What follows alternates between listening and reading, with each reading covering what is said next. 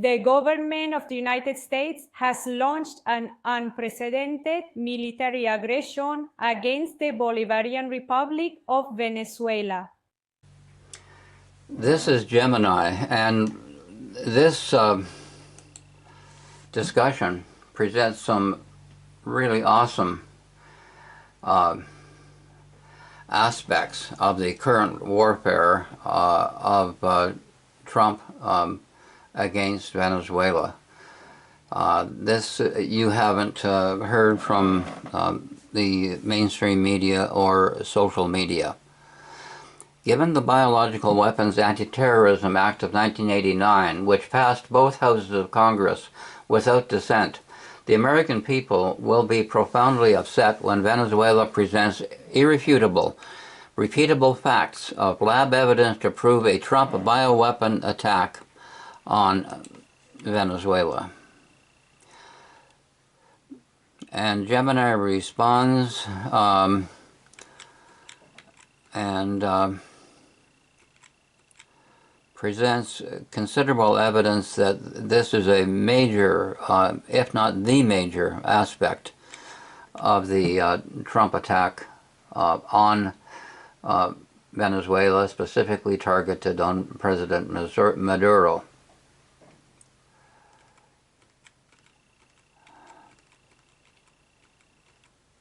Biological weapon allegations, point 2. While there have been historical claims from the Maduro administration regarding biological warfare, often referring to economic sanctions or COVID-19 conspiracy theories, well, let's just call it COVID-19 forensic theories. So we go on from here. The ICC focus, this could go back to ICC with a new focus.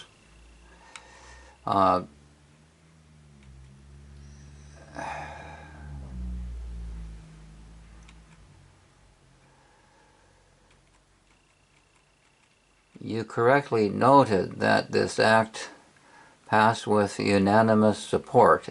Its significance today lies in its direct domestic prohibitions. That's the Biological Weapons Anti-Terrorism Act. If irrefutable evidence of a biological attack on Venezuela were produced, it could indeed trigger a massive legal and ethical crisis in the U.S., as it would represent a direct violation of both this act and the International Biological Weapons Convention. So ICC and Venezuela may have to get together again. And now it says, would you like me to look into the specific details of the 2020 ICC filing by Venezuela regarding unilateral coercive measures, or perhaps the text of the 1989 Act's criminal penalties? Tell me more about point 2 and Maduro on C-19 forensic theory. In early 2026, the surrounding narrative of Nicolas Maduro and biological warfare has shifted from the hypothetical rhetoric of the pandemic years to a central pillar, note this, a central pillar of his legal defense following his capture by U.S. forces. How often do you see this on Fox or CNN or CBS or ABC or CBC or CTV?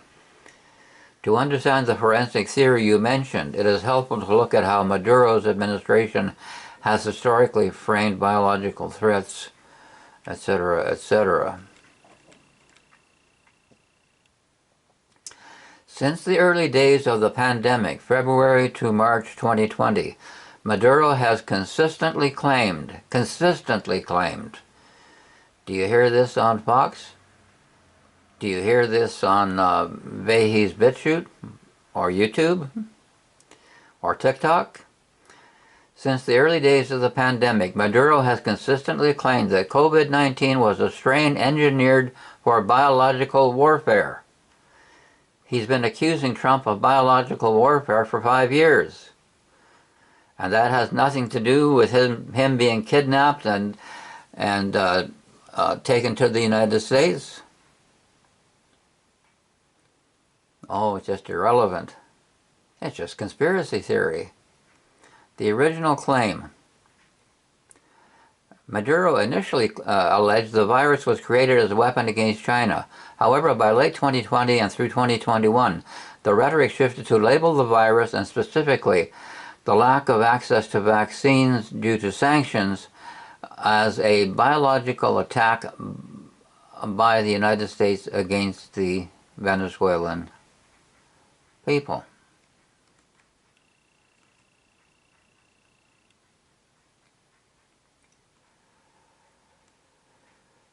The Venezuelan government has often referenced global analyses and scientific commissions headed by figures like Delcy Rodriguez, the vice president, to claim that the genetic sequencing of the virus showed markers of laboratory manipulation.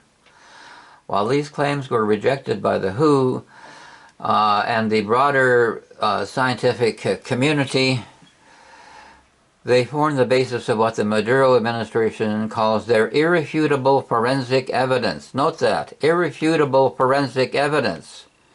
They have irrefutable forensic evidence that Trump is guilty of crimes against humanity, war crimes, using biological weapons in direct violation of one of the most popular laws of the United States. And do you think that has nothing to do with Maduro being kidnapped?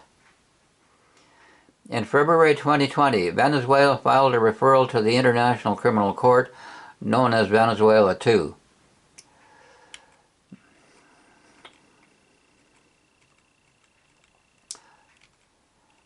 Recent developments, January 2026.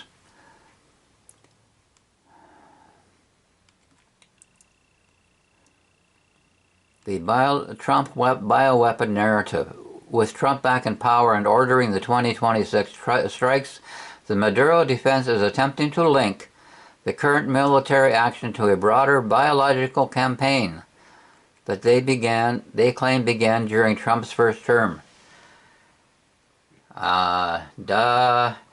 This has nothing to do with the current kidnapping of Maduro and the attack on Venezuela. Oh, come on. Summary of the forensic facts claim.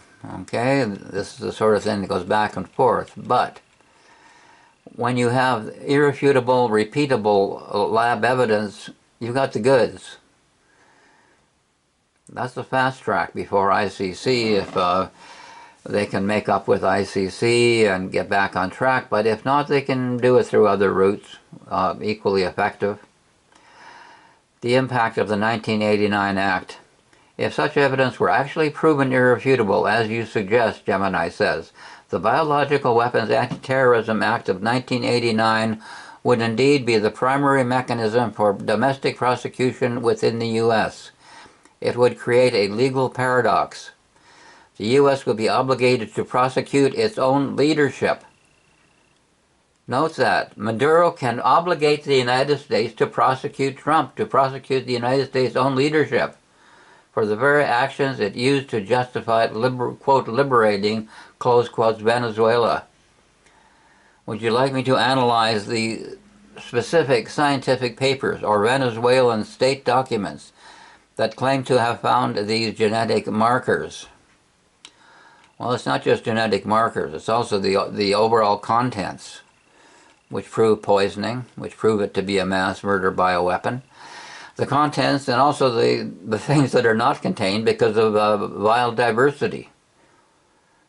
Far beyond any prior vaccine like the flu vaccine where there is batch constancy.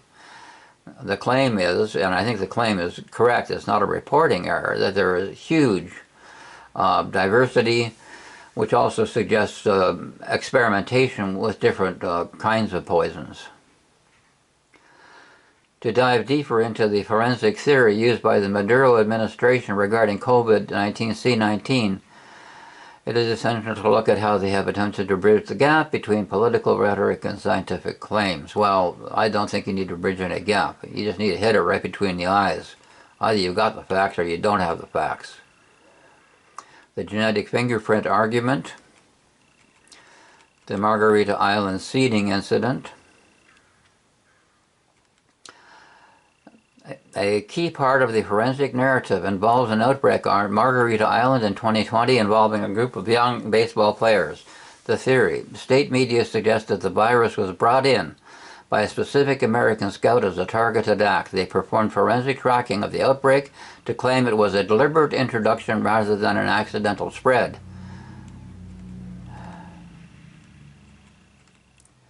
Differential lethality claims. More recently, in filings associated with Venezuela too at the International Criminal Court, ICC, the administration has moved toward an environmental forensic argument. They claim the virus behaved differentially in Venezuela compared to neighboring countries, suggesting a targeted variant was deployed. So here we get into the biodiversity issue, which was highlighted by the Scandinavian countries and studies there. Statistical reality.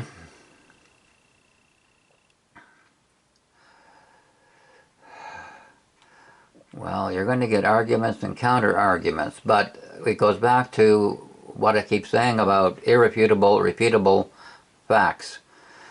Laboratory demonstrated facts, which any court, ICC or any other, can repeat upon request.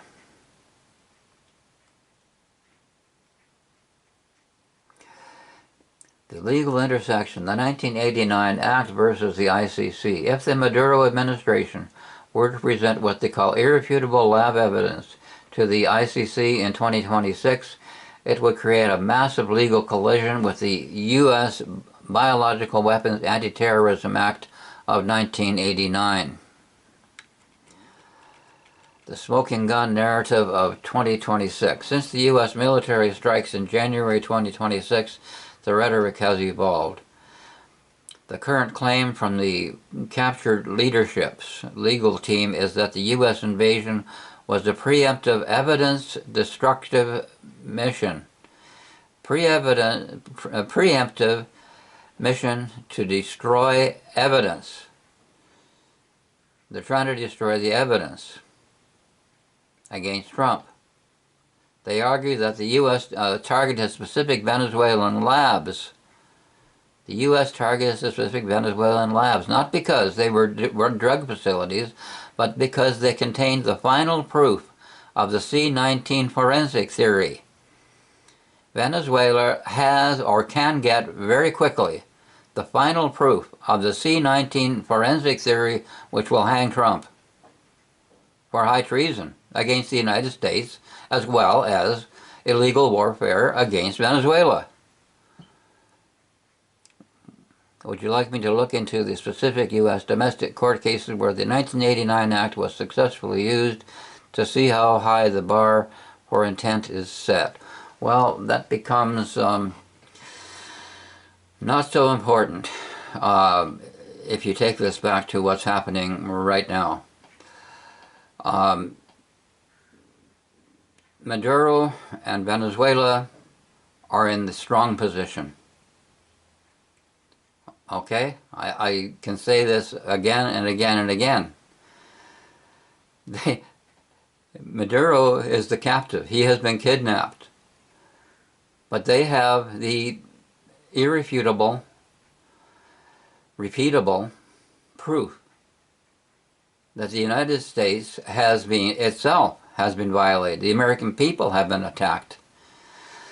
And when Venezuela and Maduro bring forward their proof before ICC or any court in the world, they can present it before their own courts and keep a complete audio-video record, and that's as good as doing it in any court, because any valid court, any lawful court, any just court will either accept or reject the facts. And if they reject the facts, then the Venezuelans just say, well, let's do it again with an unbiased court. Repeat it. Repeat the facts with unbiased lab and unbiased court. And you know that Donald Judas Trump has engaged in crimes against humanity of an unprecedented degree against Venezuela, the American people, and the entire world. And that means what? That means high crimes, high treason in the United States, and crimes against humanity unprecedented in 2,000 years against the entire world. Of national power in Venezuela are united here. But also in the streets of Venezuela, there's a populace that has mobilized in response to a call already made by the President of the Republic. And he had warned if anything were to happen to President Nicolas Maduro, the people to the streets activated a body of militants at their respective workplaces, activated the Bolivarian National Armed Forces, activated and deployed throughout the entire national territory, the citizen security agencies fully activated, all of Venezuela's national power fully activated, no empires nor of empires in decline. As a matter of inheritance, we have the sacred duty to protect and preserve what constitutes our national independence. Here is the closing of my discussion with Mistral, or Le Chat, or Le Chat, if you prefer Le Chat, the cat, for this French-based AI. And my closing says to Mistral AI, putting enforcement aside, how do you think the court of public opinion worldwide would respond to or react to this? Thank me for being here. Hello to all the lying liars and the fake news. I invited you here to watch me yell at another world leader. My guest today is a man they call Canadaddy, Prime Minister Mark Carney. He's doing the chicken dance. Can you believe it? In fact, I'd like to see that. What? Do the chicken dance and I'll take 2% off the tariff on steel. 2% is 2%. 2% is 2%.